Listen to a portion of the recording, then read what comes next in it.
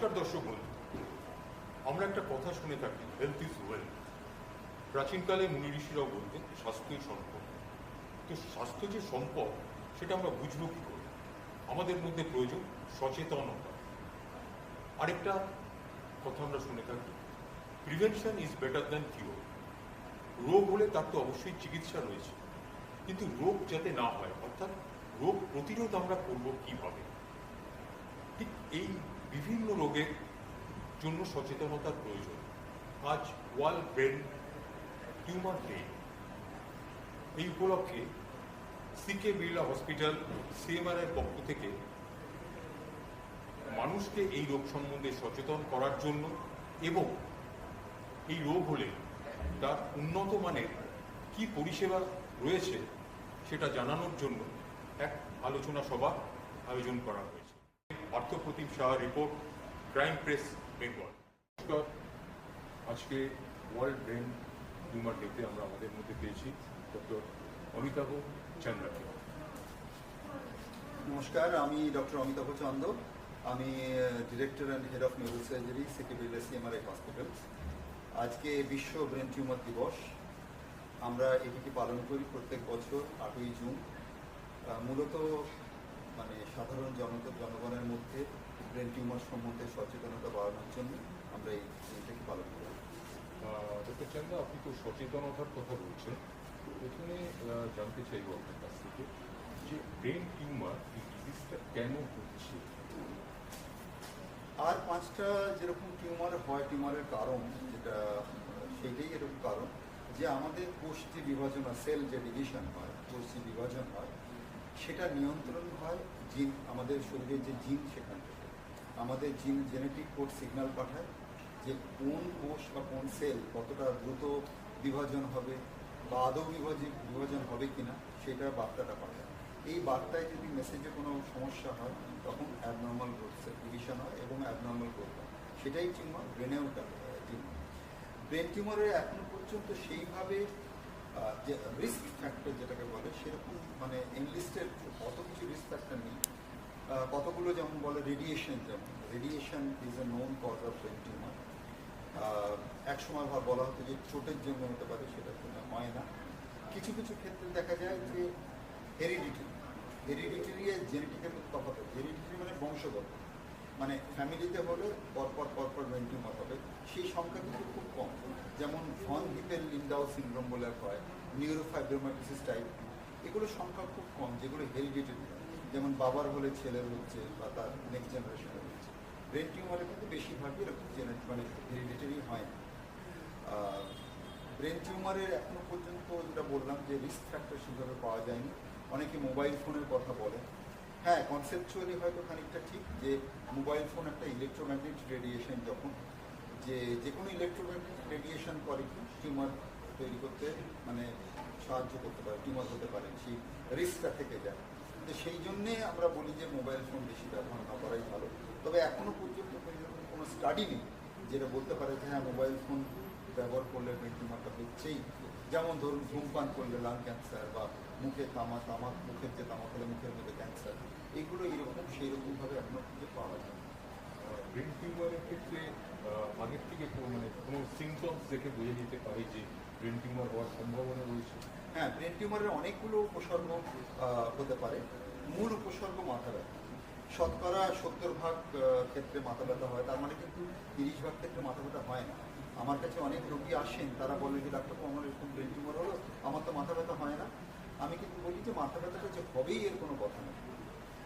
তো মাথা ব্যথাটা যেহেতু মূল উপসর্গ, মাথা ব্যথাটা নিয়ে একটু আমরা চিন্তা করি যে সব মাথা ব্যথা কি ব্রেন টিউমার, তা না। কিছু কিছু মাথা ব্যথা থাকে যেগুলো আমরা খুব সন্দেহের চোখে দেখি। যেমন ধরুন, আমরা কি হয়, একটু মাথা ব্যথা করলে একটা প্যারাসিটামল খেলে ব্যথাটা চলে গেল, কিন্তু এইভাবে মাথা ব্যথাটা যাচ্ছে না, থেকেই যাচ্ছে, দিন দিন বাড়ছে মাথা ব্যথা, সঙ্গে বমি হচ্ছে। বিশেষ করে সকালবেলা ঘুম থেকে ওঠার পর তীব্র মাথার যন্ত্রণা, বমি হচ্ছে, বমি হওয়ার পর মাথা ব্যথাটা খানিকটা কমে যাচ্ছে। এই উপসর্গটা খুব সন্দেহজনক, বা কোনোভাবেই মাথা ব্যথা কমছে না। আর কি উপসর্গ হতে পারে? চোখে ঝাপসা দেখছে, চোখে কম দেখছে, বা একটা জিনিস দুটো দেখছে, মুখের এক সাইড অসাড় হয়ে যাচ্ছে, শরীরের এক অংশ দুর্বল হয়ে যাচ্ছে, হাত বা পা দুর্বল হয়ে যাচ্ছে, বা ব্যালেন্স চলে যাচ্ছে, কথা জড়িয়ে যাচ্ছে, শুনতে কম পাচ্ছি, সঙ্গে ব্যালেন্সও চলে যাচ্ছে, এগুলো খুব মানে সাসপিশিয়াস ফিচার। আর একটা ভীষণ সন্দেহজনক সিমটম হচ্ছে 30 বছর বয়স বা তার উপরে যদি প্রথমবার কারোর মৃগীর মতো পিঠ পড়ে, সেটা কিন্তু আমরা ভীষণ সন্দেহের চোখে দেখি। এইগুলো হলে তবে আমরা সিটি স্ক্যান বা এমআরআই করাই, করে দেখি যে ব্রেনে টিউমার আছে কিনা। যদি ব্রেনের টিউমার রোগ নির্ণয় হয়, তবে আমার অনুরোধ যে আপনারা অযথা ভয় পাবেন না। এখন চিকিৎসা অত্যন্ত উচ্চমানের হয়ে গেছে এবং অপারেশনই মূল চিকিৎসা ব্রেন টিউমারের। এদিক ওদিক ঘুরে সময় নষ্ট করবেন না, কোনো দক্ষ অভিজ্ঞ নিউরোসার্জনের কাছে পরামর্শ করবেন এবং অপারেশনটা সেই জায়গাতেই করাবেন যেখানে অত্যন্ত ভালো পরিষেবা আছে।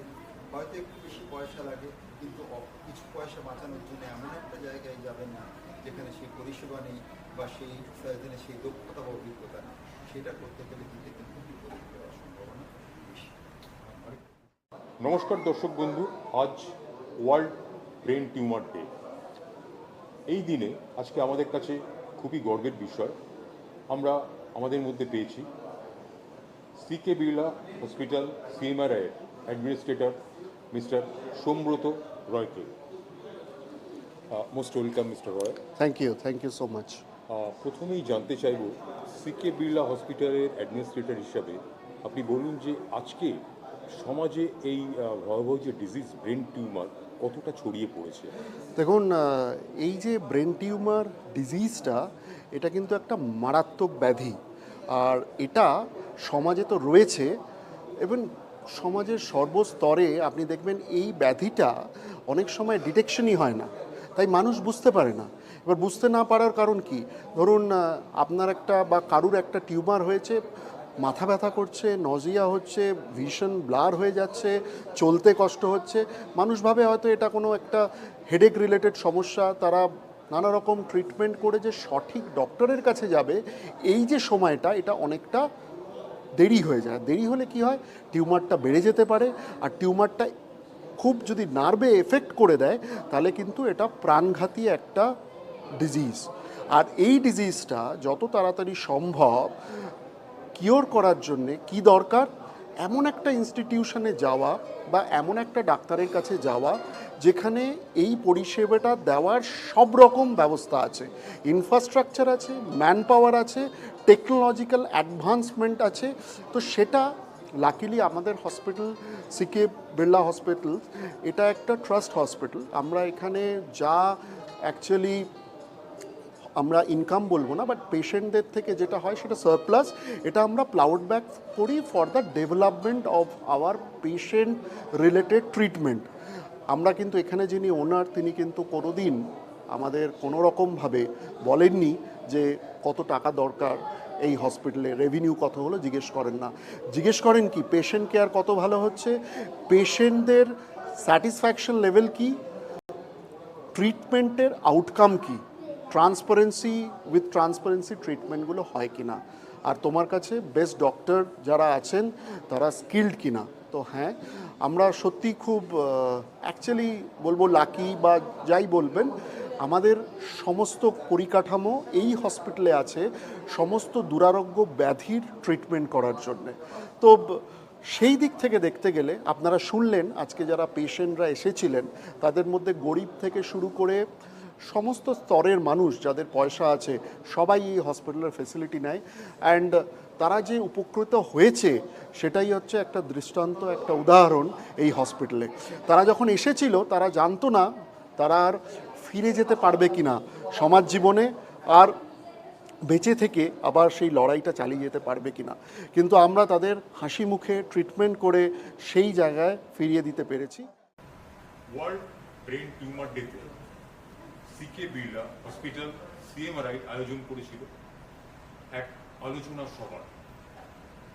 এই অনুষ্ঠানে আমরা আমাদের মধ্যে পেয়েছি ব্রেন টিউমার হয়েছিল এমন একজন রোগীকে। ম্যাডাম, আপনার অ্যাকচুয়ালি কি হয়েছিল? ব্রেন টিউমার যখন হলো আপনি কিভাবে বুঝতে পারলেন সেটা? কি হলো, মানে সিমটমসগুলো যদি আপনি বলেন। আমার মাথা যন্ত্রণা হতো অল্প, আমি ভাবতাম আমি তো স্কুলে আছি, খুব প্রেশার আছে, তার সুন্দর যন্ত্রণা করছে, কিন্তু তারপর দেখলাম আস্তে আস্তে চোখে দেখতে পাচ্ছি। আমার বাঁ চোখটা মেনলি একদম আস্তে আস্তে বন্ধ হয়ে যাচ্ছে। এই নয় যে চোখ বন্ধ হয়ে যাচ্ছে, চোখ দেখাটা বন্ধ হয়ে যাচ্ছিল। তারপর শেষের দিকে আমি একবার পড়েও গেছিলাম। তারপরে এছাড়া আমি কিছু বুঝতে পারিনি। এক হয়েছিল একটু মাথা যন্ত্রণা হতো, সেটা খুব তীব্র না, আর চোখে দেখতে পাচ্ছিলাম না, আস্তে আস্তে এটা গ্র্যাজুয়ালি বাড়ছিল। আর একবারই পড়েছি, এরকম নয় যে বারবার পড়ে যাচ্ছি, আমার নশিয়া বা ভমিটিং কিছু সিমটমস ছিল না। শো করছিল মাথার মধ্যে টিউমার আছে, অথচ আমার মাথা পিটুটারি গ্ল্যান্ডে হয়েছিল। পিসিকে বিড়লা হসপিটালে সিএমআরআইতে ট্রিটমেন্ট করে আপনি এখন কতটা ভালো আছেন? আপনি কি স্বাভাবিক আগের মতো জীবনযাপন আবার করতে পারছেন? একদম প্রায় একদম আমি স্বাভাবিক জীবনযাপন করছি, যেহেতু আমি ডায়াবেটিক পেশেন্ট, আর ডায়াবেটিক ট্রিটমেন্ট নিতে হয়। আমার কাছেও বলেছিল সবাই যে বাইরে যেতে, বাইরে করতে, কিন্তু আমার ভাই আর আমার দাদা দুজনে মিলে বলেছিল ইনি বেস্ট ডক্টর, তুই চোখ বন্ধ করে বিশ্বাস করতে পারিস। তো আমিও ওদের পর ভরসা রেখে এখানে এসেছিলাম। পরে বুঝলাম সব জায়গায় তো ভগবান থাকেন না, তো for me God's angel. Thank you very very much. আপনার নামটা বলি। আমার নাম সঙ্গীতা অধিকারী পাল, আমার বাড়ি Howrah. Thank you very very much. এবার অনুরোধ করবো আমাদের ইউনিটের মিস্টার সৌব্রত রয়কে সঙ্গীতা অধিকারী পালকে ফেলিসিটেট করার জন্য। Once again, a huge round of applause for Miss Songita Odhikari Pal.